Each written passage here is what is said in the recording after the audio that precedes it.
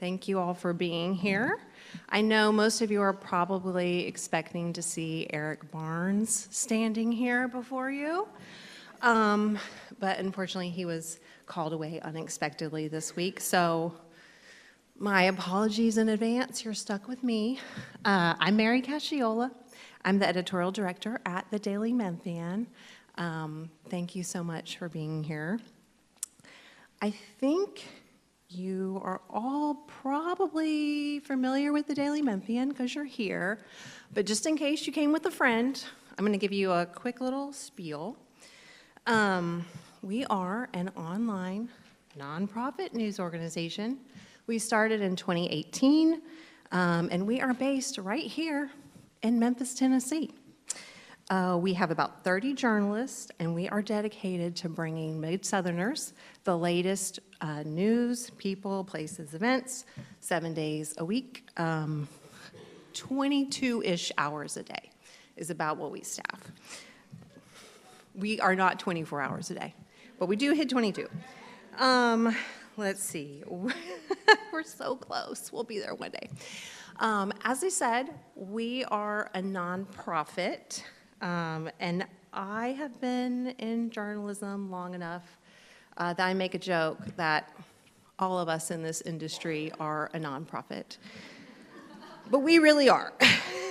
So we are a 501c3. And what that means for our readers is that we don't have corporate bosses telling us what to write about. We also don't have shareholders that we have to pay dividends to. We really are Memphis-focused 100%. We do have a board made up of people who live in Memphis, or they have a Memphis connection, they're native Memphians, that sort of thing. But it's a very loose direction. So we really think of ourselves in terms of startup culture. We're very fortunate that we began with a seed fund. But since then, we've generated most of our operating capital from our annual and monthly subscribers, which we are extremely grateful for all the people who have subscribed to the Daily Memphian. We're so happy about that. And it really does, again, our subscribers give us the power to basically report on what's important to Memphians. I cannot overstate that. I do have to say, while I'm up here, if you are not a paid subscriber to the Daily Memphian, we would love for you to become one. It's easy to do, and there are a lot of benefits to doing so. You get access to our best work, but you also get access to our app, which puts the Daily Memphian in the palm of your hand. And you also get access to our comment section. You can go on in there and comment. I will say a lot of people hate our comment section, but a lot of people love it, and a lot of people read it. And if you know, you know. So just leave it at that. We also generate capital. I know y'all are women in business, so y'all want to hear about our business model. But we also generate capital through advertising on our site. And we do fundraising still.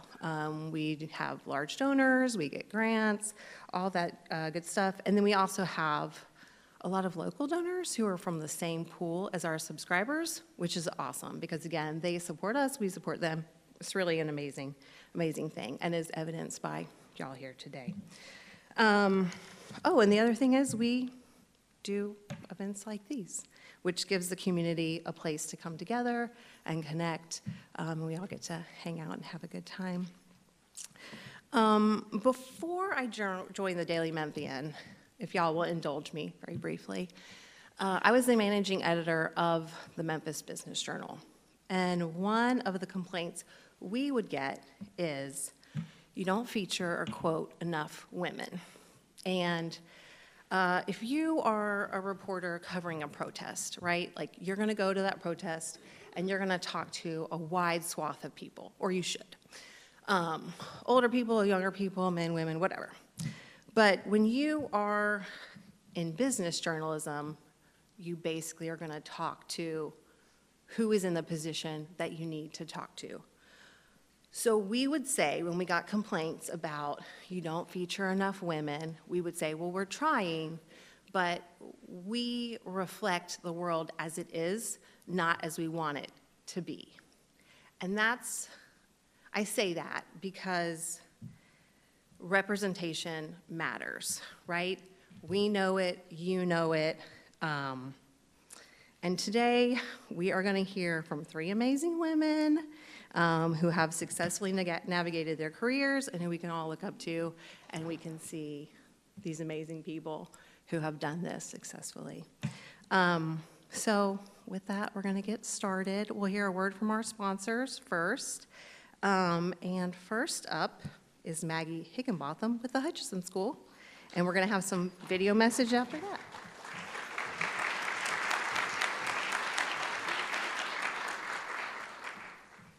Good afternoon. I'm so excited to be here with you all today. I'm Maggie Higginbotham, a senior at Hutchinson School, where I've spent the last 15 years learning, growing, and discovering what it means to lead with confidence, integrity, and purpose. I'm so happy to be back at the Botanic Gardens, where I did an internship this past summer for my experience program.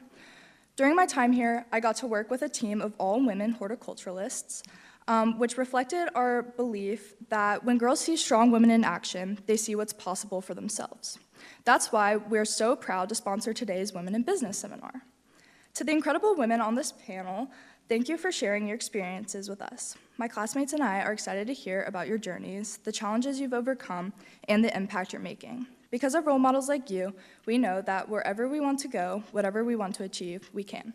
Thank you.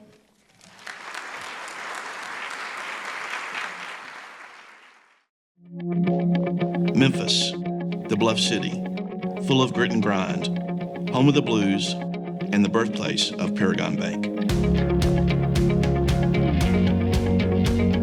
In 2005, a group of friends started Paragon Bank because we wanted to work for a locally owned, employee-focused bank that provided an extremely high level of customer service. Out-of-state banks typically don't know customers and only make decisions based on set criteria. We understand Memphis, we understand Memphis businesses, and we know our customers. We hire experienced bankers who provide a very high level of service to our customers. They create loyal relationships that then turns around and provides a great return to our shareholders. Everything we do at Paragon revolves around service. That's service to our employees, service to our customers, and service to our community. We like for our employees to get involved in organizations where they have a passion. We provide 40 hours of paid time for all of our employees to work in the community.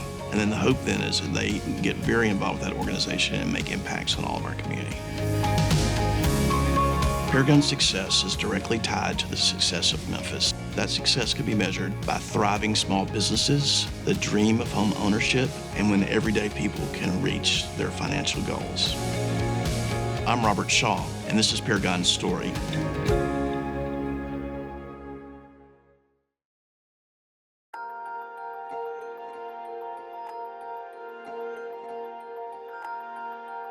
At Aaliyah Wealth, we're about possibilities. Many financial planners only focus on the bottom line, and while that's important, we go beyond that. We become true partners with our clients. We want to get to know you before the numbers. We not only want to know where you are now, but where you'd like to go in the future. And then how does family and philanthropy figure in? What about your career now and into retirement? It's all part of the picture. And most important, how can we remove the stress of planning and wealth management so that you can truly live your life? From retirement, estate, and tax planning to gifts to loved ones and charitable causes that you care about, Aaliyah gives you the confidence to build a plan that you can lean on and see the possibilities in every step of the way. Because that's what we would want in a financial partner, someone that knows your family like their own. Your need for a life well lived is paramount. With Aaliyah Wealth Partners, we'll make sure you always live for the possible. That's the Aaliyah way.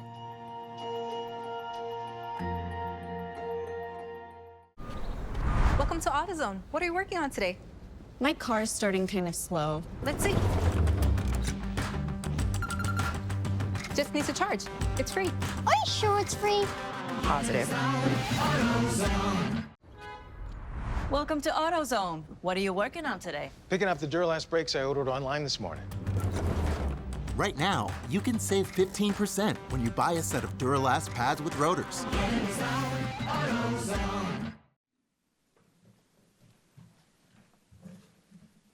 All right, thank you to all of our sponsors. Can we give them a big round of applause, please?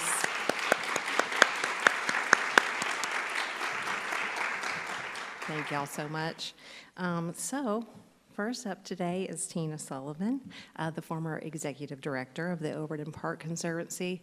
I think anyone who has lived in Memphis for a certain amount of time probably knows how contentious some things at the park have been, but now they seem hunky-dory, if I can say. Yeah, perfect.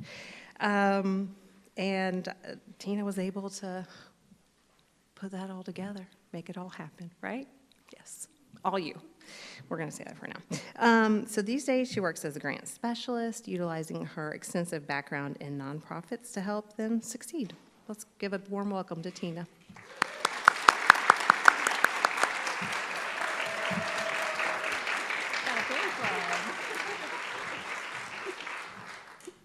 Thank you, Mary.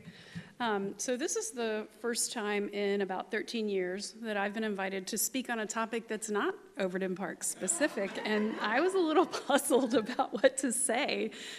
So I thought I would zoom out a little bit and give you some context and hopefully leave you with some things, some hints that I've learned along the way. My career path was circuitous, lurching around a bit before I finally got some traction. And I don't think any of those earlier experiences were wasted.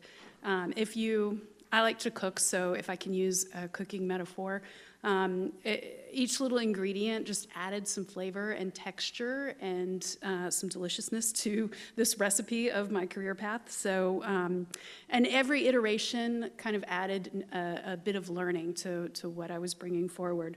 I'm always in a perpetual state of learning. So, and I'm really grateful to see all of my people here in the room today, and a few men. Thanks.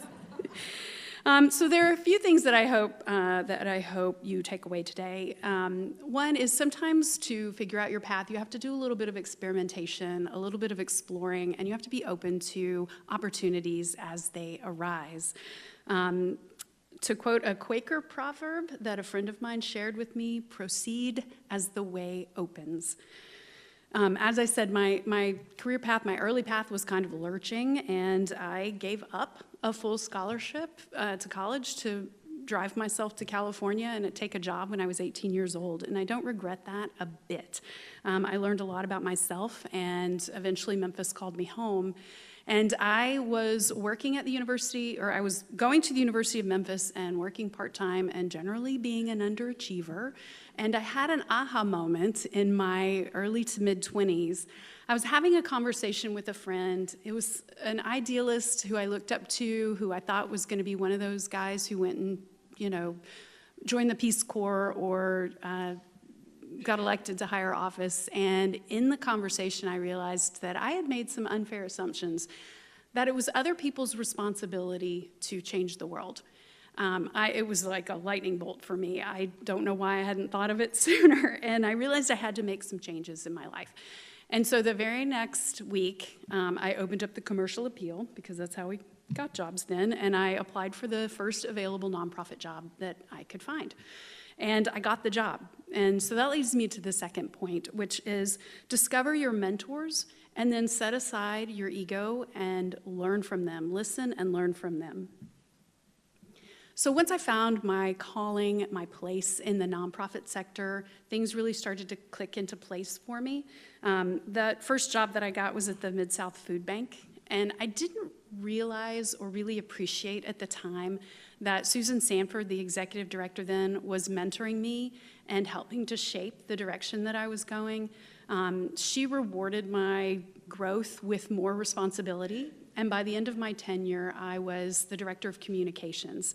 And I also had the benefit of working alongside Estella Mayhew Greer, who taught me so much about communicating with integrity. My time at the food bank put me on a solid track to complete my degree in communications. That was the most logical direction. My last year of college was grueling. I took 43 hours my last year. I didn't recommend that. And I was working full-time. I was exhausted after that, and I needed a rest. And I ended up taking a job at a tiny bed and breakfast in the Ozarks in Arkansas. It was basically free room and board for 2 hours of work a day. So I would get up at 5:30 in the morning. I was still living off my student loans. I would get up at 5:30 in the morning and make biscuits and tomato gravy. And I will share this secret for tomato gravy with you if you make a donation to Overton Park Conservancy. But after that, I would just go explore. I'd spend the rest of my day hiking the trails and exploring the creeks of the Ozarks. And it was so healing for me, and I really needed that. I was invited to join the board of a river conservation organization, which was like a master's thesis in conservation and community building, because I was working for them for free. And I realized that I had another aha moment and realized that I wanted to work in conservation. I wanted to lead a conservation organization. But exploration was still in the future. My husband, who was not yet my husband, was living in San Diego, and I had never been to San Diego, so off I went. I spent the next several years working for the Port of San Diego. I had in the back of my mind that I had this vision, this dream of leading a nonprofit conservation organization, and I knew I needed fundraising experience. So I watched the woman who was the manager of the Port's grants program. It was a one-person shop. And I would offer to help her when she was struggling with multiple deadlines. And she started showing me the ropes. And when she retired, I applied for her job and got it. And suddenly I was in charge of the Port's $34 million grants portfolio. And I didn't know a whole lot about grants. So the Port sent me off for lots of federal grants management training. And let me just say, and you'll laugh when you take every bit of professional development training that you can on the job, every time it's offered. Take it all. I took all of it, and it was marvelous. So early on, I realized that the key to keeping a grants operations moving was communication skills. So I learned to speak the language of financial analysts. I learned to translate federal uniform grant regulations into plain language that project managers could understand. I learned about their projects, everything from shorebird nesting habitats to cargo ship electrification, and I got as much information as I could to help make competitive applications. But the most important lessons that I learned at the Port were actually ancillary to my specific role there. The Port was a quasi-governmental agency that was led by a visionary leader who believed that high-performing, transparent governance was rooted in constructive culture. The Port offered all of these leadership development classes, and I took all of them. Again, take every professional development training you can.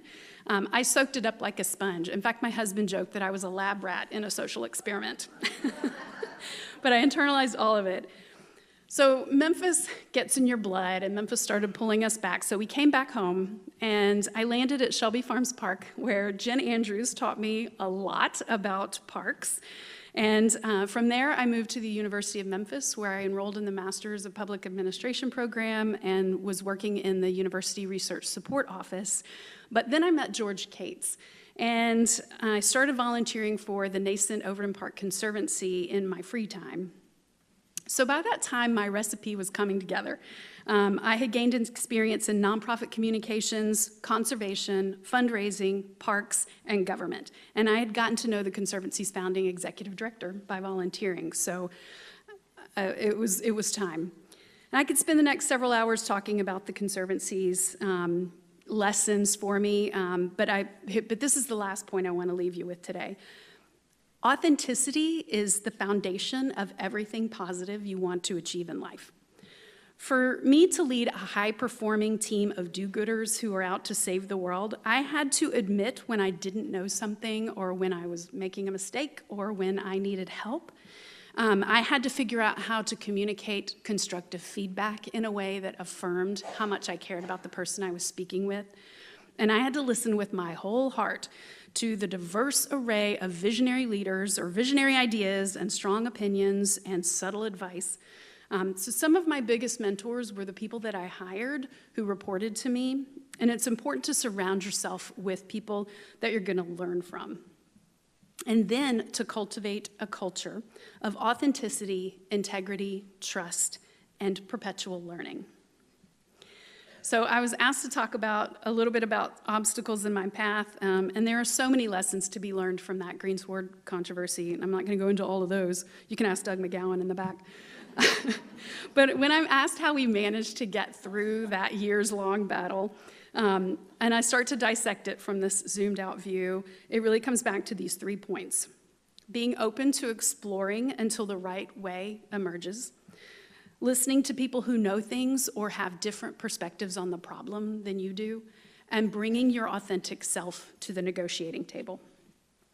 So I now get to bring these new ingredients into my next role as I broaden my scope of responsibility and start offering my services out to other nonprofit organizations.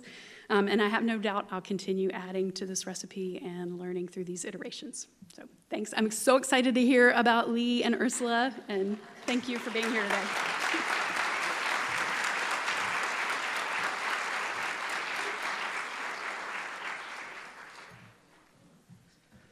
Oh my gosh, I am feeling inspired already. Our next speaker is Ursula Madden, currently the VP of Corporate Communications for MLGW, and you may also remember her from her longtime role as anchor and reporter at WMC Channel 5, but she also worked for Memphis Mayor Jim Strickland and Ford's Blue Oval SK. Ursula, take it away.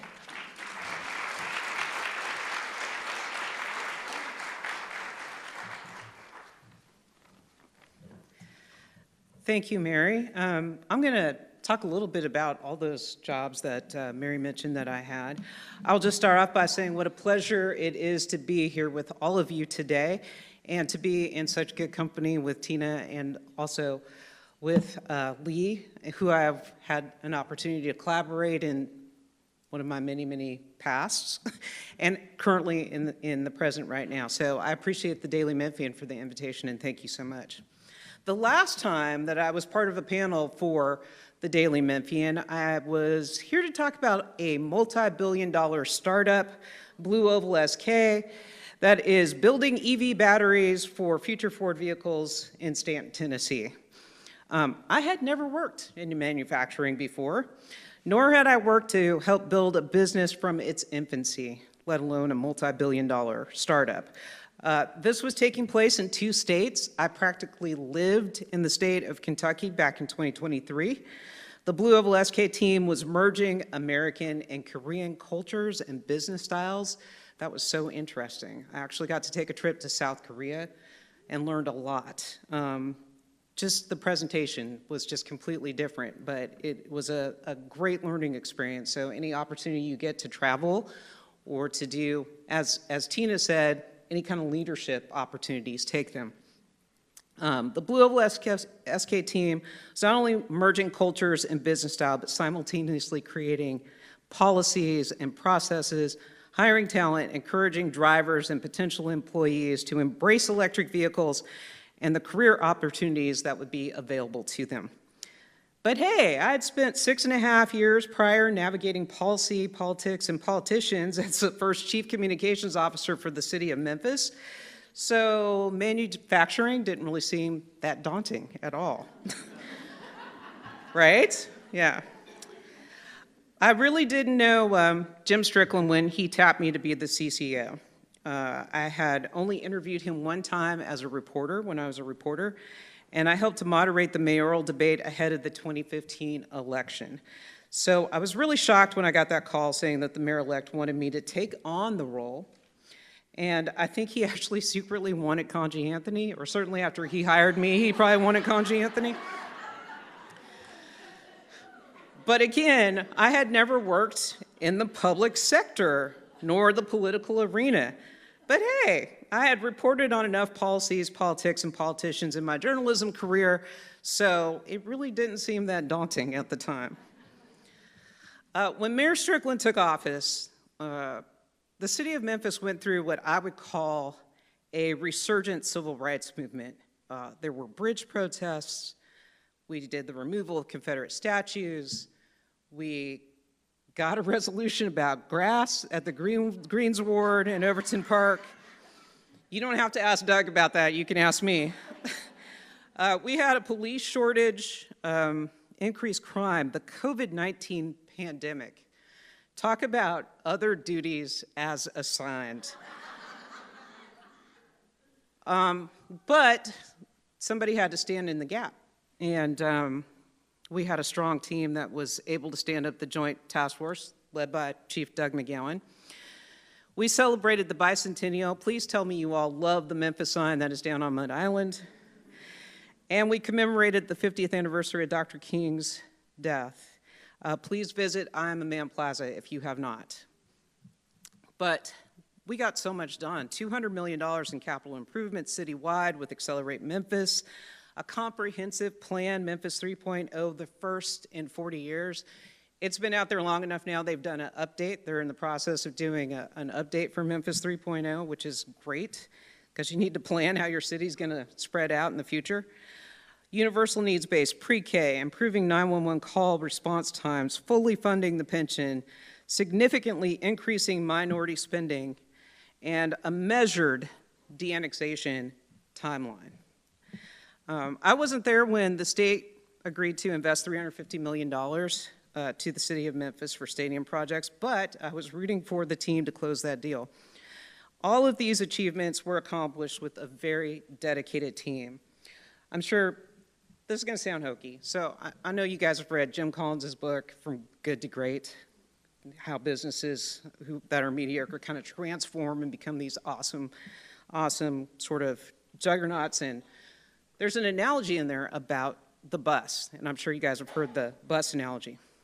I have to say that while working with the city and being part of the administration and that C-suite, it was like living out the bus analogy in real time, in real life, with all the right people in all the right places, on all the right seats on the bus.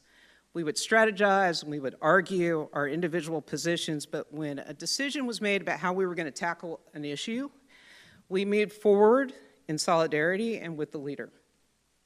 That type of work experience, at least in my case, has been very singular in a way.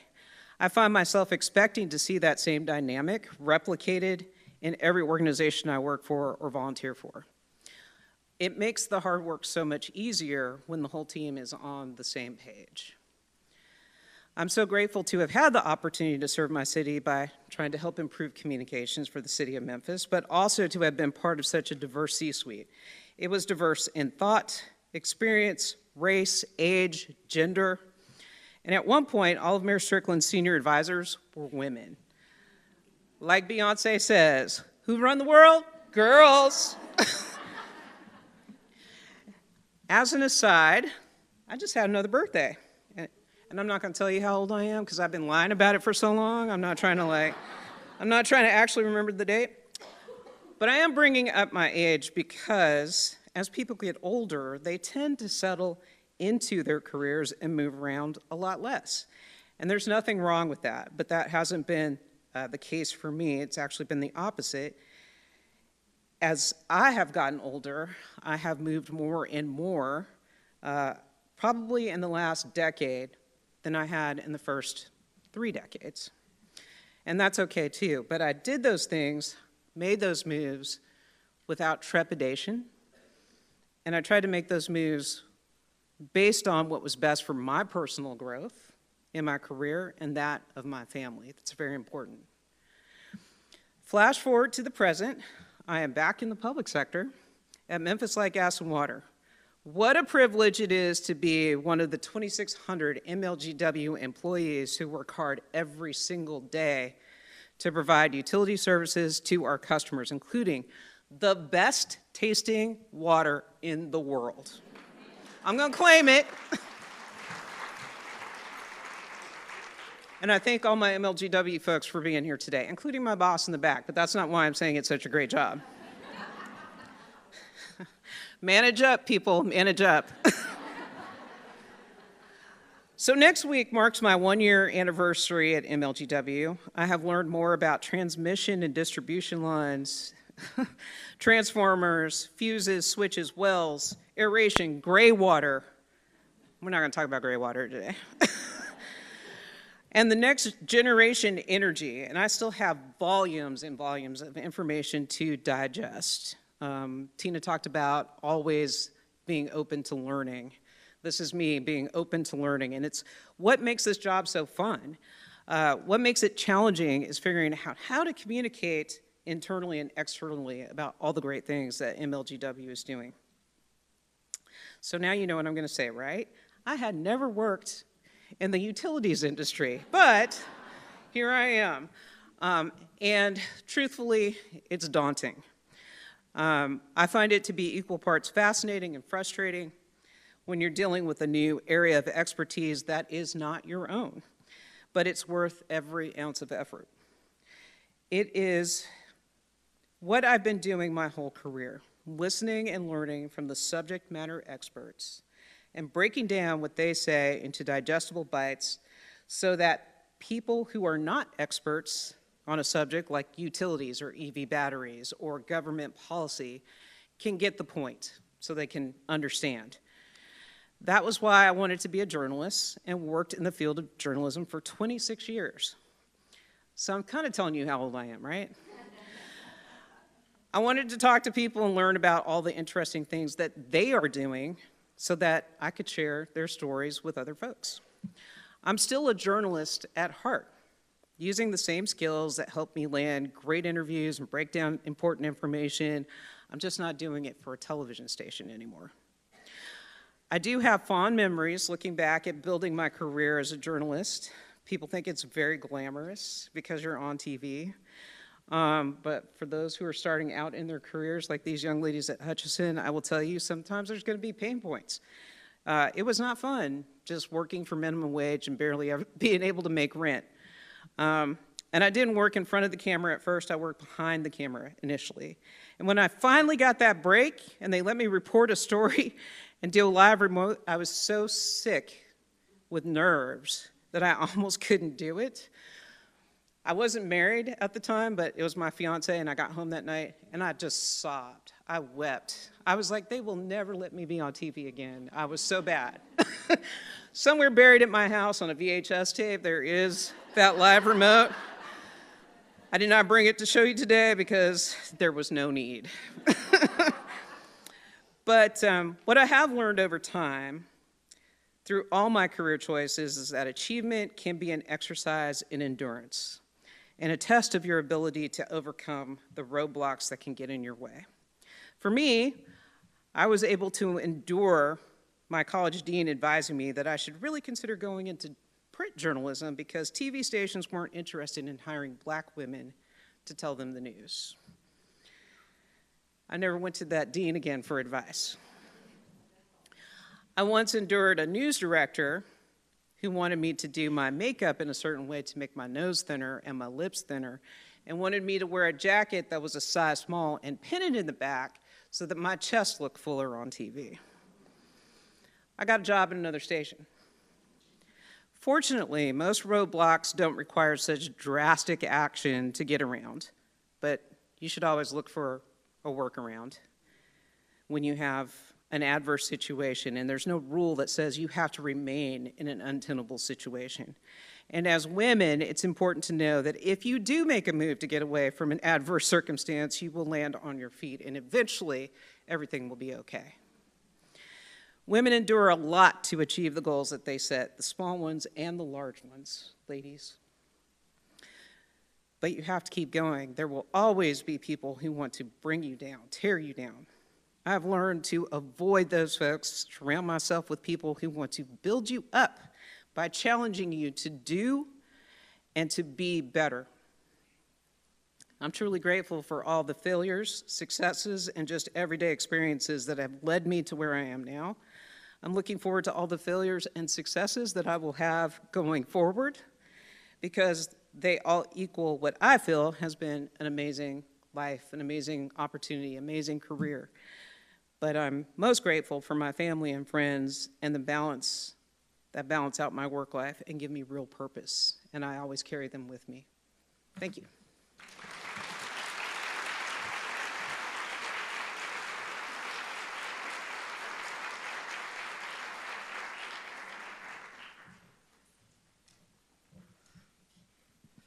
Oh my goodness, that was amazing. Our next speaker is Leigh Mansberg, President and CEO of Junior Achievement of Memphis. Prior to being at Junior Achievement, she was the COO of Epicenter, and she also may get up here and use her teacher voice. She was the assistant head of school and the chair of the English department at St. Mary's Episcopal School.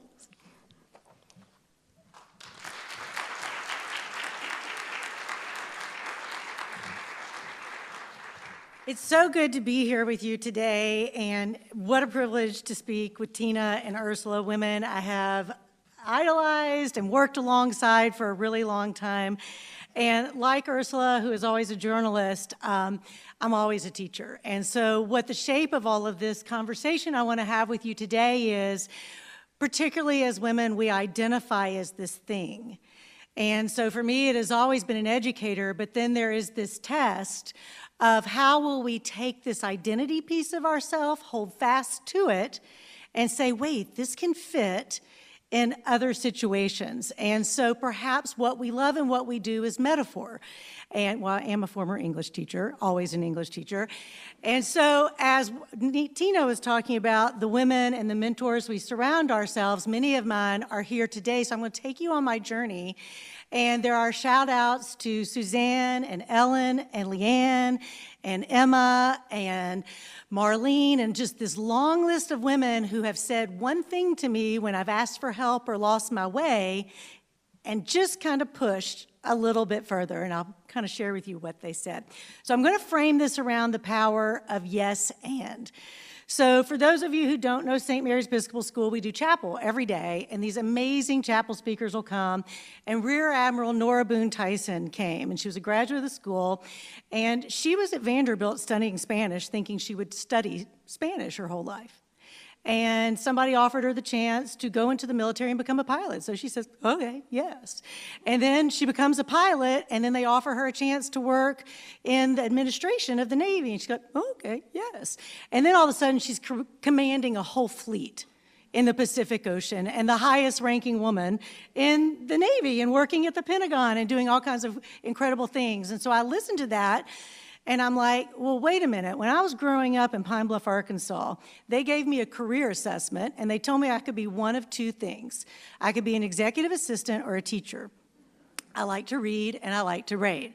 I went home and told my dad that, and he said, well, I guess you're going to be a teacher. So I said, well, okay. I love to teach reading. I love American literature. I will be a teacher. And so I did that, and met my husband while I was at the University of Memphis, and started teaching English at Overton High School, then White Station High School, then St. Mary's Episcopal School. Loved what I did. I taught many people in this room. I taught many people's children in this room. I always have grand students everywhere I go, it seems these days. But I was teaching, and I'd been chairing the English department. I'd been in the classroom of chairing for 20 years now, when the head of school walks in and says to me that one phrase, I think you can be something more. I'm like, what do you mean I can be something more? And she said, well, I mean, there's nothing wrong with wanting to be an English teacher your whole life, but I think you have these other skills, I think, and she wasn't being hurtful, she just said, you're a wonderful English teacher, but you actually are really good at business. Your department is always providing a revenue stream, which in the education world, a positive revenue stream, that term doesn't really exist very often. And so she said, just give it a try. And she sent me up, going to the professional development comment, she sent me up to the East Coast, to this private school conference of everybody who wanted to lead a private school. And I'm in a room with 15 other aspiring women that I'm like, I think I might be more talented than they are. I think I could run a school. And so I said yes and. And when a position came open for me to move into administration, I went after it unapologetically. And then as I was doing that, and I'm very thrilled to have my daughter here today, and who was approaching graduation, there was something, as much as I loved my 20 years at St. Mary's and as much as I loved my time in education, I loved this city more. And I knew that I had all of these skills. I had been working on an online master's in business at Harvard. I'd been working on all these skills. I was really bored by my online master's. And I knew I needed to develop the business chops because I became curious in my career to answer one question. How can nonprofits be as financially aggressive as for-profit businesses? The only difference between the two is we don't get to keep our profits. We pour it back into the communities we serve. But we're still supposed to practice excellence in business. That's what we're supposed to do. So I went to work for a venture capital firm, essentially, that was buying things. I was the only woman there. It was terrifying all the time, just like Ursula. I had to learn how to make an Excel spreadsheet. Oh, God, terrifying. Which I learned and discovered, although I was an English teacher, I was actually better at math. I'm really good at numbers, and I know when we're losing money. I learned how to understand cost of goods. I got to meet the president of every bank, and I got to talk to them about what they wanted, so I started building this network. And then I started missing the city again, because I was in a private business, and I went to work at Epicenter. And I loved Epicenter, but I don't really like adults that much. And I just hadn't worked with them that much. And I was at a holiday party for New Memphis when a friend said to me, "Shh, I hear Junior Achievement's going to need a new director. I think you'd be great at that." And I'm like, "Oh, no, not me. I've never even went on the field trip with my girls. I don't even know what the building looks like." And so I went ahead and went for it. And I took the job, and we were a little bit broken as an organization. And one of the things, if you step into something, do it fearlessly. And I assembled a lot of women in this room who are here to start helping me, jump into this with me. And we jumped in pretty fearlessly, and we had to ask for a lot of help from a lot of people. Yes, and. So the pandemic comes along, and while Ursula is getting shots into everybody with Doug back there, and Tina is trying to figure out, we were figuring out how to apply for a PPP loan. And no experience is a bad experience, because then I thought about, wait a minute, I worked at Bridge Capital. What am I afraid of? I'm going to start using my resources. So yes, I successfully received a PPP loan on my own, which was terrifying, but we did it. So you develop these skills and you say yes and. Quit playing off your back foot, get on your front foot. When Junior Achievement needed a new building, our building had to go. One of the biggest deals ever was to sell a building that a board of trustees poured all of their heart into and then do it a year ahead of time. And then to decide we're going to build a new building, but we're the financial literacy organization. We're going to do it debt-free. In fact, we're going to do it with no debt, because I'm supposed to teach you can't spend what you don't have. So we got our new home. And then I started loving what I learned in the private world and what I learned in venture capital at Epicenter, because no experience is a bad experience. And the lesson of entrepreneurship, if you don't grow, you die. So then I thought, I love Memphis so much, we have got to see this region and teachers as the front line of economic development. Well, nobody ever says that. Teachers are just supposed to be nice and sweet and go teach your topic. We spend more time with your children than you do. So what do you do with that? You empower teachers to be the front line of economic development, to excite children to stay in this region, but we can't be isolationist and think Memphis is just the be-all, end-all. But we can think our 71 county footprint is a be-all, end-all. And what if these 657,000 children in our 71 counties all used the same tool about economy building, and they believed that we could live in our rural communities, we can live in our urban communities, and we can all work together? All of these were things I learned at every experience that I took away with. So yes, I'm still a teacher. We reached 44,000 children last year and going. Well, not meant for hand claps. What it's meant for is that when you surround yourself with experience, when you surround yourself with training, when you surround yourself with really, really smart people who are willing to jump in the fire with you, you can do big things. And it's the greatest thing about living in Memphis, because this is a yes and city. And if one person tells you no, don't believe them. Just ask them again or frame it again. I don't believe it. Oh, I see one of my students out there. Hey, Joni. It's so nice to see you. And so that's just the thing, is that we pour into each other because we are a yes and community, and we believe there is space for all of us. I wouldn't live anywhere else. I wouldn't bring this talent anywhere else. So business is my passion. And I hope it is the passion of all of these women, because managing money, managing opportunity, creating opportunity for the next generation, it's the greatest gig on the planet. Thank you for having me.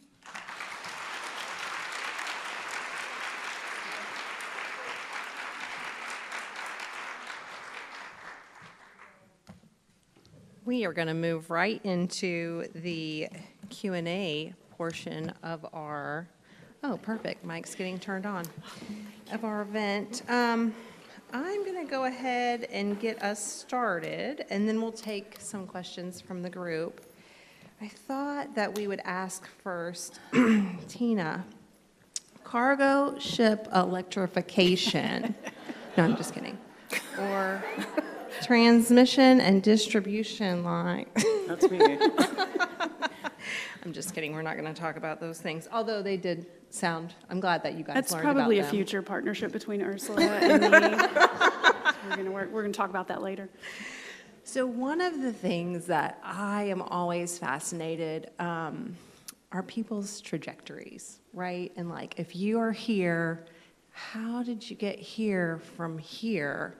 And it's rarely, I think y'all all spoke about it, it's rarely here, it's more like here. So I guess the question for me, like I remember, I'll say this, like I was working at an ad agency and I had an opportunity to go back to journalism. And a coworker of mine came up and was like, I heard you are leaving and you're going to work at the Business Journal. Are you insane? Journalism now? And I was like, well, thanks, dude. So I guess I was hoping that you could all sort of talk about, like, when you saw these opportunities that were maybe not in a completely straight line, how did you know they were the right ones for you? If each of you could sort of answer. How do you know? I don't know. It's a gut feeling for me. It's when I had that aha moment and knew that I wanted to work in nonprofit conservation, that definitely started to shape my decisions from that point forward. But I couldn't have predicted that what I learned in San Diego would be applicable to what I applied in Memphis. And then when I heard that the Conservancy was going to be hiring an executive director, I called my friend Lauren Taylor and said, you should apply for this job. And she was like, girl, you should apply for this job, because I had already said it was my dream job. And I don't know, so I think go fearlessly is a great message, because I almost didn't even apply. Not because I didn't think I was qualified. I don't know why I didn't. I enjoyed where I was at the time. So there was just a gut. It was just a gut. Yeah, I was pulled towards it. Very good. I will echo the go fearlessly, but go with some thought. So when I worked for Channel 5, I thought I was going to be at Channel 5 forever. I loved being a reporter. I loved being a news anchor. That's what I went to school for. That's what I wanted to do. I wanted to be a journalist. And then this other opportunity came along with the phone call. And it was not an easy decision. I had to think about it. What were the pros and cons? I had to talk to my family. At the time, my daughter was still in middle school. And it was kind of odd, but it was a little plug for her that her mom was on TV. So when I said I was thinking about not being on TV anymore, it was kind of like, she was kind of affronted by that. But it was a lot of thinking, a lot of prayer. Is this the right thing for me to do? And ultimately, one of the things that kind of tipped me over was because I had a young daughter, because I wanted her to be confident in her decisions and her choices, and to be able to make a decision and step out of her comfort zone and to do something different. I wanted her to feel safe to make those kind of choices too. And so that kind of led me to going to work for the city of Memphis. Yes, and I think it, for me, as I shared, as much as I love words and literature, I really am much more analytical and data-minded and data-driven and outcomes-driven. And so I always go into things that, when I left St. Mary's and knew I wanted to do something more, there weren't more outcomes that I was really excited. You should be excited about outcomes you're working toward. And so, I always knew it was time to leave a place when the outcomes that were coming next were not ones that I was particularly interested in growing for. And that's something that comes with some more maturity, I think, in career, particularly as you move into your late 30s and early 40s. You reach this point where you're saying, I have all these really good skills now. Is there space for me to dream? And I am an innovator by nature. I want to innovate, execute, grow. And so if I feel claustrophobic and there's no space for me, or if I'm going to be in an ego struggle with somebody, I don't thrive on that. I'm actually an introvert, which always shocks people. And it's really, really important to me to be surrounded by a super smart set of people that are collaborative, like what you're describing as the team at the city at the time. That is, like, we are so on the same page at Junior Achievement right now, and it is such fun work, even though it is shockingly hard work. It is really, really fun because you're like, I am in this with some people that are ready to, but that's my personality. And so I think you just know, like, if I don't have space to do that and take big, huge strides, then it's time for me to kind of think about what's next. And I really agree with what Ursula said. I'm in my mid-50s, and I think I got lots more chapters available. And I'm not afraid to go looking for them, but I'm so happy where I am right now. One thing I was going to ask y'all all about is what role mentors played in your careers, and I think you all talked about that. So I was going to ask, how have you found the mentors who have been the most important to you over your careers? Well, I'll start this one. I will say that mentorship is a lifelong application to your career. So to your life, really. I mean, you can get a mentor. It doesn't have to be for a job. It can just be for life experience. My mom was my mentor initially, but I always went into every workspace looking for the person who worked the hardest, was the smartest, and I wanted to kind of emulate not that person's personality, but emulate that work ethic, kind of in that way. And I think there's two types of mentors. There's the mentors that you activate and they coach you and they know that they are your mentor. And then there's the kind of mentor that you just make a mental note. I'm watching this person, this person executes. I like the way they come prepared. I like the way they present information. I should be thinking about that. You should always be thinking about how can I improve by watching other people and learning from other people. So to me, there's always levels of mentorship.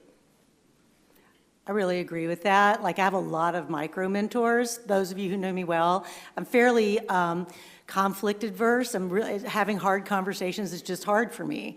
And so I have a lot of, like, what I call micro mentors, who are people in places of tremendous trust that I can call and say, okay, I need to have this hard conversation. Can you help me navigate through this so that I don't botch this? Because I do have a history of botching hard conversations, and I'll always be transparent about that. But then I also just think that what you need from a mentor, I think you have to be careful that you're going to have like this lifetime long, best friend mentor that, people kind of come and go, and like you got to kind of vision where you're going and really ask yourself, because people, once again, yes, and will say yes to helping you. but make the lift liftable for them, and so I work really hard, and I always try to answer the phone when somebody, to how to pay that forward. I would not be where I am without tremendous people supporting me. That is a non-negotiable. I can't do it without people. I had never raised $1 5 years ago. I had never asked a single human for money. And there was hard. It's really hard. And there just was one of Junior Achievement's legacy donors who was willing to sit down with me to have a fully idiotic conversation so he could say, no, don't do it that way. Let's try this way. And he still answers the phone call, and I go through almost all of my hard ask with him first. And they're usually 5-minute conversations, but I couldn't do it without him, and I'm grateful for him every day. Yeah, I'm going to use the word micro-mentors now forever because that's genius. I think we all said surround yourself with people that you admire, who will challenge you. That doesn't have to be somebody who has achieved more career success than you. It could be, as I said, somebody that I hired that I'm learning from. It's just a lifelong pursuit. It is. Agreed. Okay, now it's you guys' turn. Do we have any questions from the audience? Okay, you want to stand up and tell us your name? My name's Miranda, and I just wanted to know, touch on it just a little bit, but you mentioned being fearless, don't be afraid to step out and take that next challenge. But with that said, being fearless, there's still a fear within you. So what do you do? Is it other people that help you energize yourself to take that step, or is it a mindset or a combination?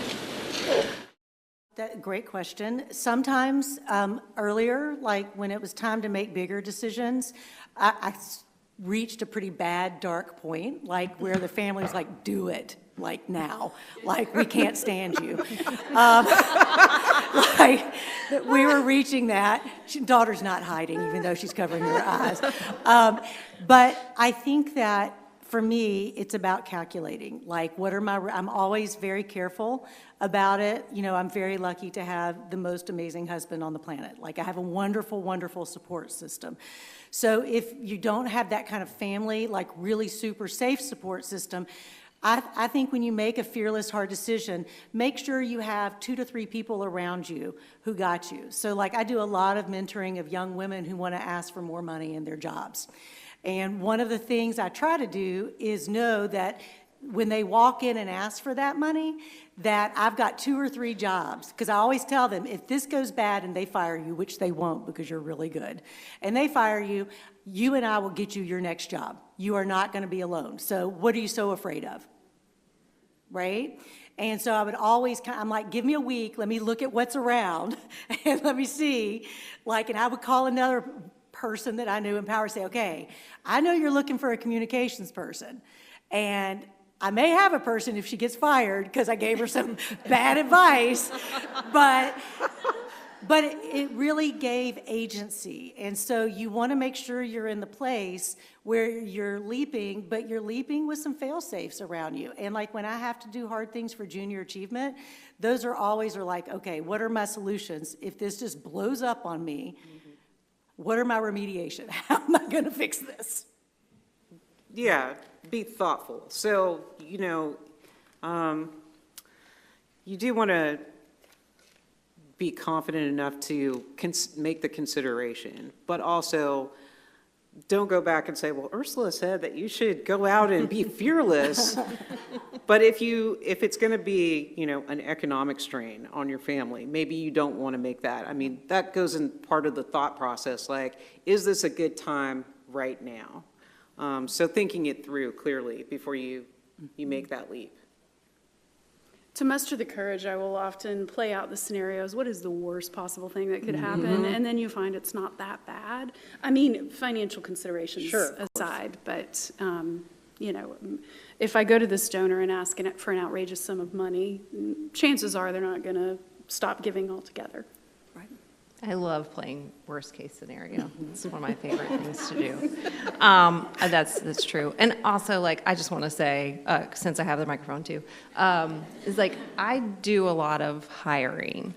And please, please, women in this room, negotiate when you are getting a new job. It's hard for me to tell candidates that while I'm talking to them on, like, in an interview, so I just want to say it now, like, please negotiate, please stand up for yourself. Can I add something in that, Yes, of Mary? course. A lot of times, there will be an application form too, and it will say, what is your expectant salary? I haven't been in the job market very often, but I have seen that more recently when you go to the portal.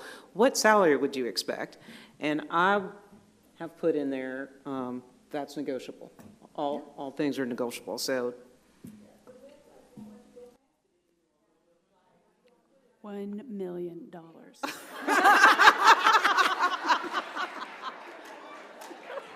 Go high. Go high. Then ask for the world. Amazing. Okay, another question from the audience? Okay. My name is Kiana, and my question is, so I know you all have had multiple stages in your career. So when you came to a point in your career where you weren't sure about your next move, or you were kind of in a space of pause, or you felt a little lost, how did you navigate that path to, I guess, end up where you are now, or to find your next step moving down your path? What was like some of the ways that you navigated their moment of uncertainty? How do we find our next steps? Yeah, so even though I said I know from my gut when the time is right to move, I'm also the queen of a decision analysis matrix. And I mean, I just go way so far beyond pros and cons of listing out scenarios with weighted criteria. It gets really nerdy with a spreadsheet. So deep dive analysis, I do a lot of journaling, and then I wear out my friends and family. You know, put together your focus group of core people who know you better than anybody and often know you better than yourself. Find a friend like Leigh Kleinman who's going to tell you what you need to hear. I think that's where mentorship really comes in play, because you're looking for that guidance. You're looking for some guidance anyway when you are going through development. But if you are trying to make a change, you want to talk to somebody who maybe is in that existing space already. What is this like? How do I make this best decision? And get some answers from them. I think that's helpful too. So remember when I said I don't like grown-ups very much?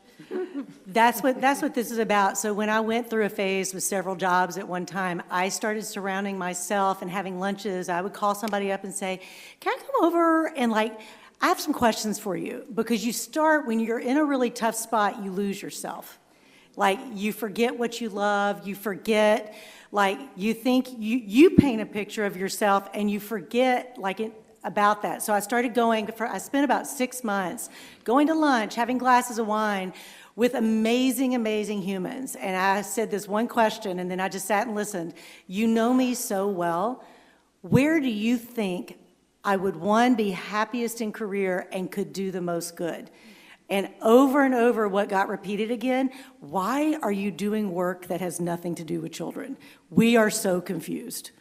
And then it all just became completely clear where I needed to be, and I had lost that piece of myself. Very interesting. Okay, we are going to take one more question. Okay. What was your worst job that turned into your best? Oh, wow. That feels like a stumper. And feel free to name names and dish all the tea. Whatever you want to say.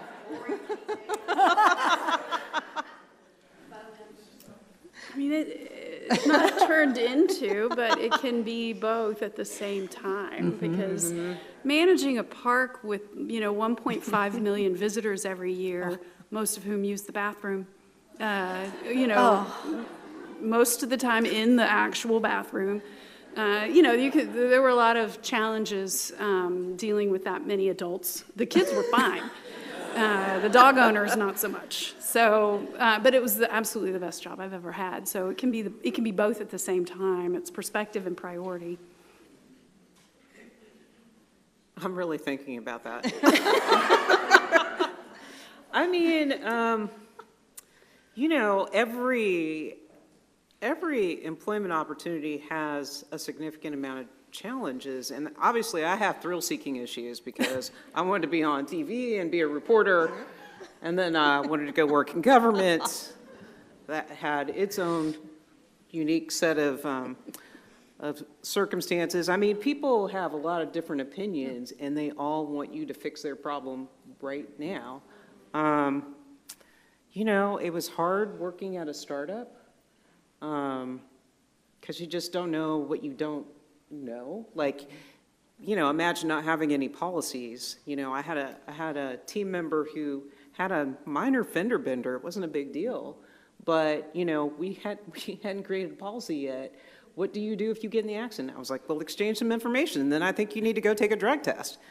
Oh, well, where's the policy for that? No, we didn't have one yet. So just a lot of different, you know, I agree with you. I think it can be simultaneously hard and challenging, but also the best job ever. The city was the best job ever. MLGW is the best job ever. Right, boss? It is the best job. It's challenging, you know, it's hard, but it's like really, really fun too. So I don't know.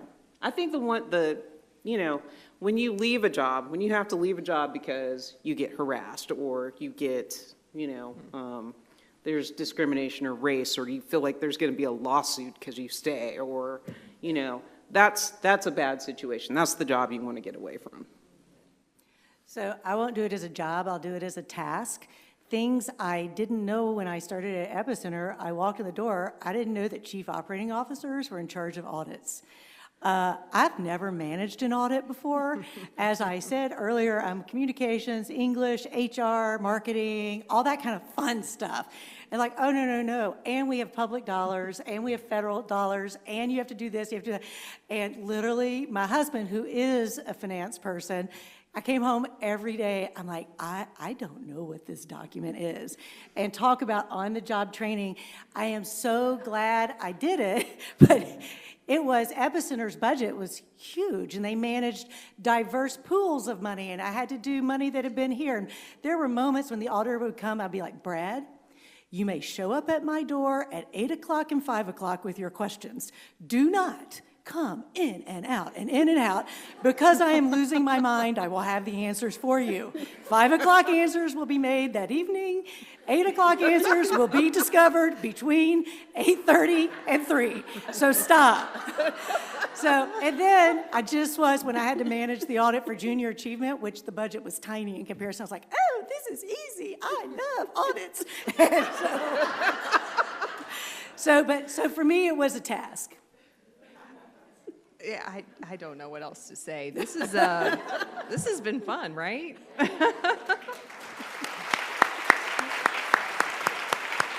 All right. Before we go, I want to thank you all for coming. And I have to thank some Daily Memphian staffers. I'm going to ask them to stand up and kind of give a wave when I call their name. Big thank you to Carrie, Heather. Oh, she's back in the room. Heather, Janice, Michelle, Mamo, Brad, Kathy, Sarah, Lizzie, and where is Sophia? Did she leave? Sophia's like hiding. Oh, there she is. There she is. Okay, Sophia Surratt, everyone, one of our reporters. If you have news tips, find her there. Okay.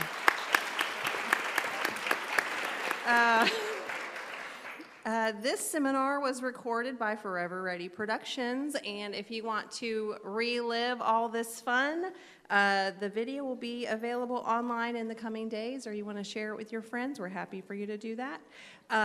Please feel free to hang out around here for a bit. We've got wine and girl dinner in the back, provided by Heirloom Catering. Let's see, I've got to say our next seminar is about small business, which you may also be interested in, and that will be in the fall. So please keep an eye out for that. And last thing, I know everyone's going to want to talk to our wonderful panel here, but let them get a glass of wine first. Thank you all for coming. Appreciate it.